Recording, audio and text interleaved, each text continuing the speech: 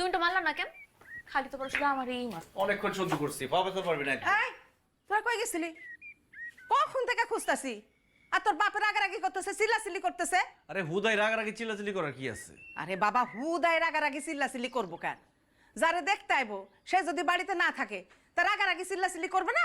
আমার দিকে তাকাই কথাটা কেন কইলা? কারে দেখতে এবো? কেন তোরে? আমারে তুমি এই কথা কখন কইছো? এখনই কইলাম। একটু আগে ফোন করছিল, নয়নের আসার সংবাদ শুনে আজকেই দেখতে আসতে চাইতেছে। জামা ভালো কাপড় চোপড় কইরা চাচারে গিয়া সালাম কর। চাচি, আমি এখন বিয়ে করুম না। চাচা কইছে না করার উপায় নাই। তুমি চাচারে যে বুঝায় কও, আমি এখন বিয়ে করতে চাই না। কেন তোর কি কারোর পছন্দ আছে?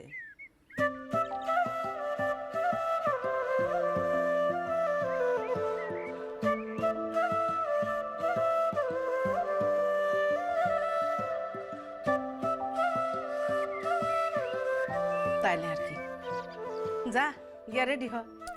তুমি বুঝতেছো না চাচি। ভাইয়া তুমি কিছু বলো না কেন? দেখো মা, পুষ্প এই বিয়েতে রাজি না, বিয়েটা করতে যাচ্ছে না। কিন্তু যেভাবেই হোক এই বিয়েটা হইতে হবে। দরকার হলে পুরা বাড়ি পোলার নামে লিখে দাও, তাও যাতে ওর বিয়ে করে। আমাদের অনেক জ্বালাইছে, এবার শ্বশুর বাড়ি গিয়ে জ্বালাক।